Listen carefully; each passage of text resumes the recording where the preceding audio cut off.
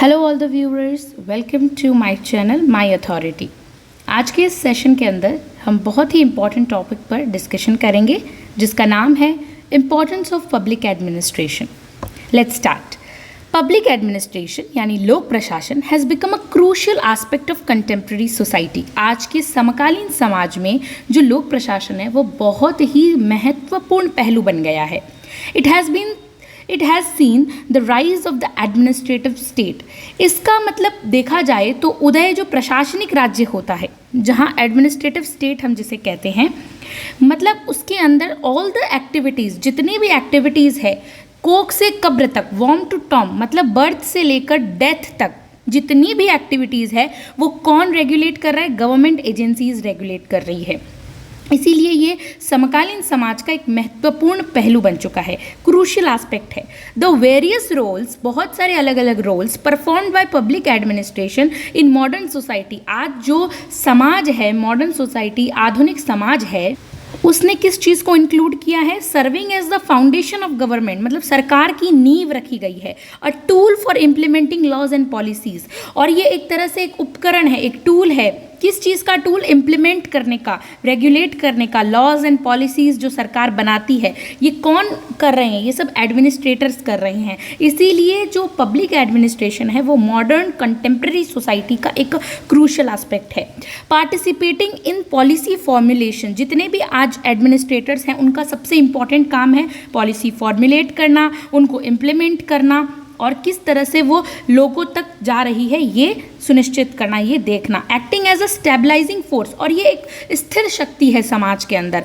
ये नहीं है कि एडमिनिस्ट्रेशन जस्ट लाइक चेंज होता रहा है, वैसा नहीं है। जैसे कि हम एग्जांपल लेते हैं कि एक जगह इलेक्शन हुए हैं, वहाँ पर 5 साल के बाद हो सकता है, पॉसिबिलिटी है कि वो दूसरी सरकार आ जाए, या फिर जो लोग वहाँ पे पहले से काम कर रहे हैं उन्होंने समाज के लिए अच्छा काम नहीं किया तो जनता उनसे नाखुश होकर उन्हें वोट ना दे। तो ये पॉलिटिक्स में ऐसा है कि चेंज होती रहती है। इससे क्या होता है? डेवलपमेंट में भी फ़र्क पड़ता है। लेकिन पब्लिक एडमिनिस्ट्रेशन के अंदर जब हम एडमिनिस्ट्रेशन की, प्रशासन की बात करते हैं, वो एक स्टेबलाइजिंग है, मतलब वो हिल नहीं सकती है, अनस्टेबल नहीं है वो फोर्स। वो शक्ति जो है वो बहुत ही स्टेबलाइजिंग फोर्स है। वो इंश्योर करती है, वो ये सुनिश्चित करती है कंटिन्यूटी, बहुत ही एक लगातारता, निश्चितता ड्यूरिंग गवर्नमेंट ट्रांजैक्शन। जैसे गवर्नमेंट बदलती रहती है लेकिन एडमिनिस्ट्रेशन जो है वो स्थिर रहता है, क्योंकि सरकार परिवर्तित होती है लेकिन एडमिनिस्ट्रेशन परिवर्तित नहीं होता है। Providing a diverse range of services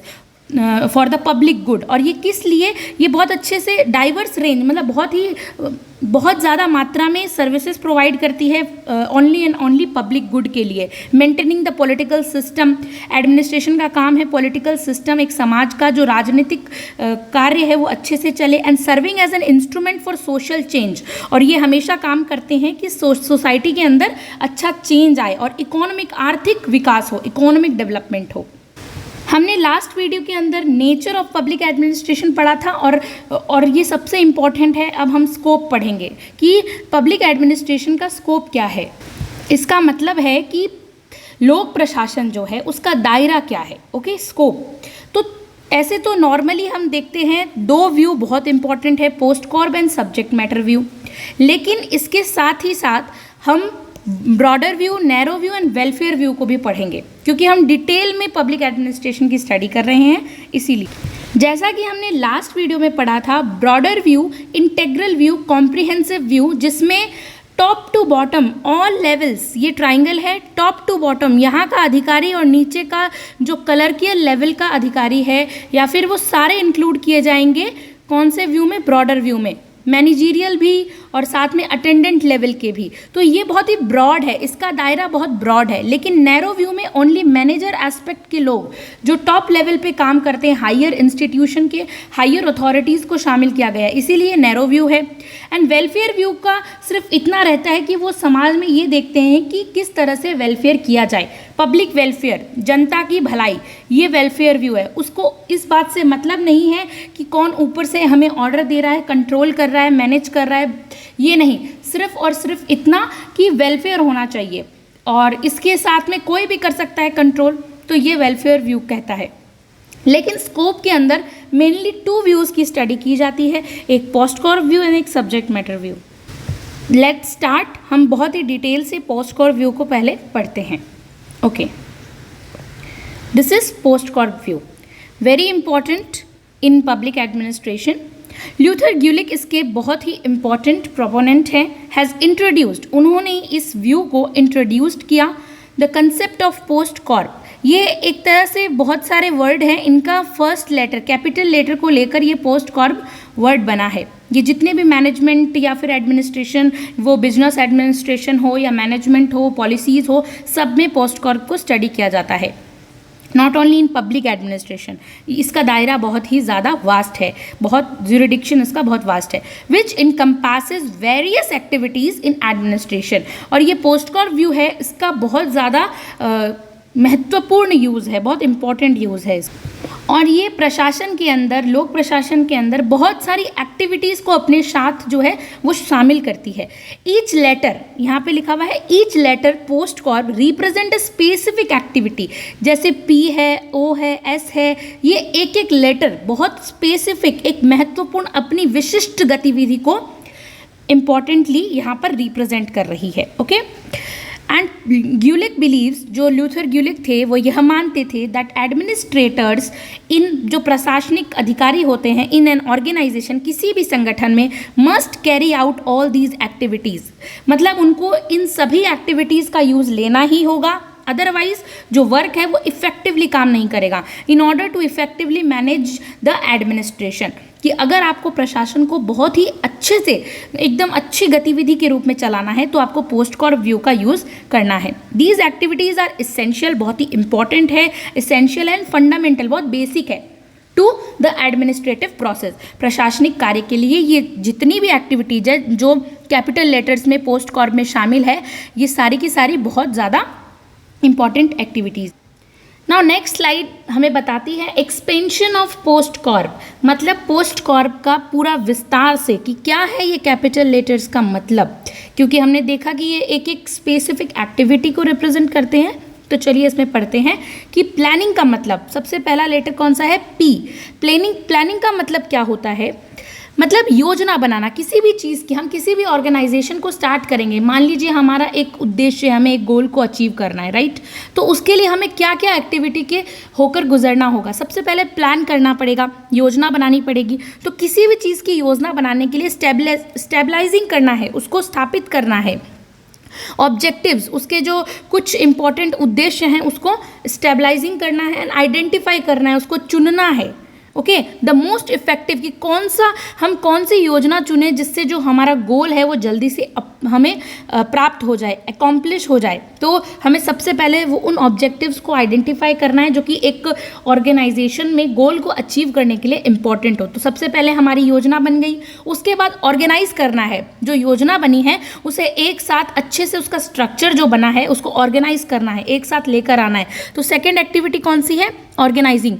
P का मतलब हो गया योजना बनाना, ऑर्गेनाइजिंग मतलब एक साथ लेकर आना, उसे स्ट्रक्चरिंग करना, उसका अच्छे से स्ट्रक्चर बनाना, जो संरचनाएं होती है, रिसोर्सेज हैं जितने भी, उन सबको एक साथ लाकर उसको एग्जीक्यूट करना, प्लान को, राइट। तो स्ट्रक्चरिंग रिसोर्सेज एंड रिस्पॉन्सिबिलिटीज, जिन लोगों को जिम्मेदारी देना और सबको ऑर्डर देना, एग्जीक्यूट करना प्लान्स को, इसका मतलब है ऑर्गेनाइज करना। फिर है स्टाफिंग। स्टाफिंग मतलब जो जितने भी लोग हैं, स्टाफ मेंबर्स हैं, उनको हायर करना, उनको एजुकेट करना, उन्हें अच्छे से शिक्षा देना ताकि वो ऑर्गेनाइजेशन में अच्छे से काम कर पाएँ।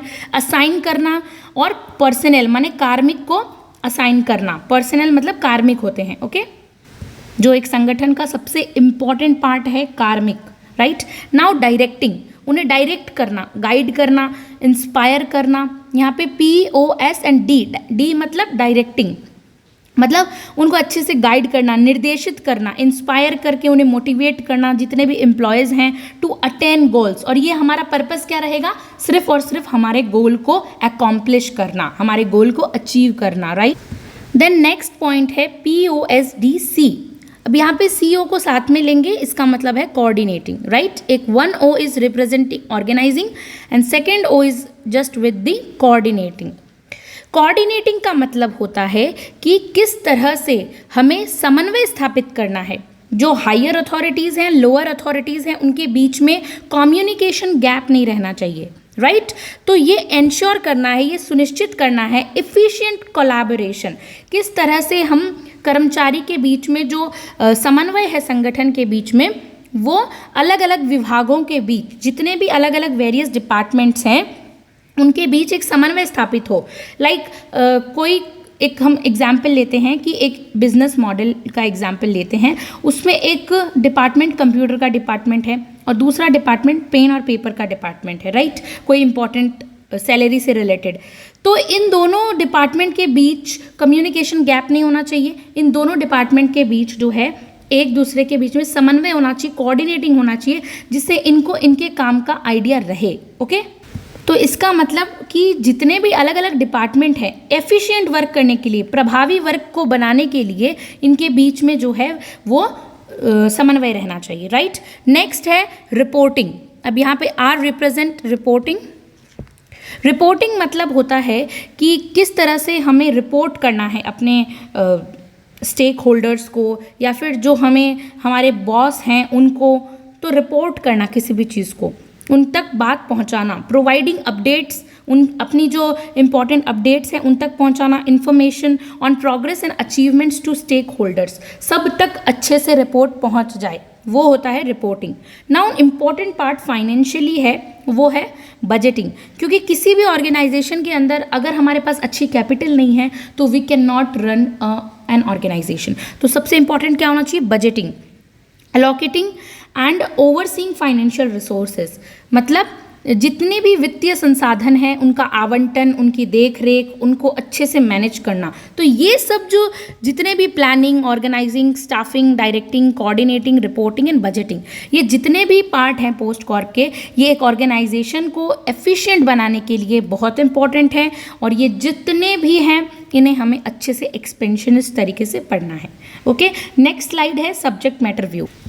मतलब पोस्ट कॉर्प व्यू और सब्जेक्ट मैटर व्यू एक तरह से लेविस मैरियम एक बहुत बड़ी थिंकर हैं, उन्होंने कहा था कि ये दोनों एक कैंची के, मतलब एक सीजर के दो ब्लेड के जैसे हैं, अगर ये दोनों नहीं होंगे तो एक ऑर्गेनाइजेशन अच्छे से काम नहीं कर सकता। तो सब्जेक्ट मैटर व्यू क्या कहता है, चलिए पढ़ते हैं। तो हम इसमें पढ़ेंगे कि लोक प्रशासन किस तरह से सब्जेक्ट मैटर व्यू को इम्पोर्टेंस देता है। हम जानते हैं, वी आर अवेयर, हमें पता है दैट पब्लिक एडमिनिस्ट्रेशन, लोक प्रशासन not only involves the processes, जो पॉलिसी फॉर्मुलेशन है, इम्प्लीमेंटेशन है, इनकी प्रोसेस को ही शामिल नहीं करता है लोक प्रशासन, जबकि क्या क्या शामिल करता है लोक प्रशासन अपने अंदर, बट ऑल्सो डील्स विथ, वो इन सब से भी डील करता है important matter such as defence, जो हमारी सुरक्षा है, लॉ ऑर्डर को मेंटेन करने का काम, एजुकेशन, शिक्षा का भी काम लोक प्रशासन देखता है, public health, agriculture, public work, social security, justice, welfare, ETC, इन सब के काम लोक प्रशासन देखता है। These services require specialised techniques, और ये सब जो इम्पॉर्टेंट सर्विसेज हैं इनमें चाहिए स्पेशलाइजेशन, मतलब विशेषीकरण। इनके बिना विशेषीकरण नहीं होगा या फिर वो टेक्निक्स नहीं होगी तो हम लोग जो है नॉर्मली पोस्ट कॉर्प से इन सब को नहीं चला सकते। पोस्ट कॉर्प एक तरह से हम कह सकते हैं नैरो व्यू हो जाएगा यहाँ पर, क्योंकि पोस्ट कॉर्प हर ऑर्गेनाइजेशन में फिट बैठेगा, लेकिन साथ में उसका सब्जेक्ट मैटर व्यू भी चाहिए। कि मान लीजिए हम एग्जांपल लेते हैं, कहीं डिफेंस का काम है तो हम उसको स्कूल ऑर्गेनाइजेशन में जैसे काम होते हैं हम वहाँ पर वो काम नहीं कर सकते हैं। स्कूल और डिफेंस दोनों अलग अलग चीज़ है, तो हमें स्कूल के अकॉर्डिंग स्कूल के ऑर्गेनाइजेशन को हैंडल करना है और डिफेंस के अकॉर्डिंग हमें डिफेंस के ऑर्गेनाइजेशन को हैंडल करना है। तो पोस्ट कॉर्प ओनली वन, कहते हैं एक सिक्के के दो पहलू होते हैं, तो पोस्ट कॉर्प एक पहलू है और दूसरा सब्जेक्ट मैटर व्यू है, इन दोनों को साथ लेकर, इसीलिए लेविस मैरियम ने कहा था ये दोनों दो ब्लेड्स हैं, अगर दोनों ब्लेड्स की धार अच्छी होगी तभी वो जो कैंची है वो अच्छे से चलती है। इसका मतलब जो दोनों ब्लेड्स हैं वो दोनों शार्प होनी चाहिए, वो दोनों ही अच्छे से काम करनी चाहिए। तो यहाँ पर यही कहा गया है, this services require specialised techniques that go beyond the general POSDCORB techniques, ये पोस्ट कॉर्प से भी अलग जाती है। For instance public administration has its own techniques, public administration की अपनी अलग टेक्निक्स है।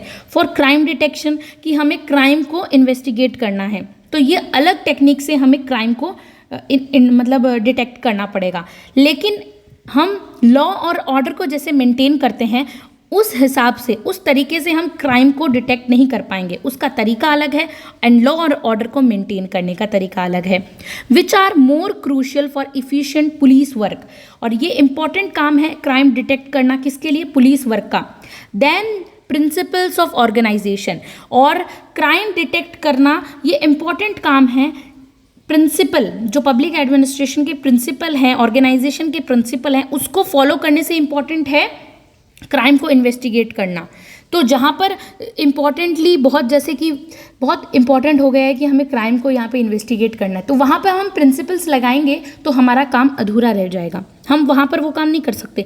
तब हमें किसकी यूज़ लेनी है, सब्जेक्ट मैटर का, कि जहाँ पर जो सब्जेक्ट इंपॉर्टेंट है उस अकॉर्डिंग ऑर्गेनाइजेशन को हैंडल करना है, राइट। मतलब इसका है कि जैसे भी वर्क है इफ़िशिएंट, वो वर्क किसी भी प्रिंसिपल ऑफ ऑर्गेनाइजेशन से, पर्सनल मैनेजमेंट, कार्मिक जो मैनेजमेंट है उससे इंपॉर्टेंट है, कोऑर्डिनेशन से और फाइनेंस से। क्या इंपॉर्टेंट है, क्राइम इन्वेस्टिगेट करना, ना कि प्रिंसिपल्स को फॉलो करना। उस टाइम जहाँ पे जो ज़रूरी है वो काम करना। द सेम अप्लाइज, और ये सेम बात अप्लाई होती है अदर सर्विसेज पे, क्योंकि मैंने आपको स्कूल का एग्जाम्पल दिया वैसे ही।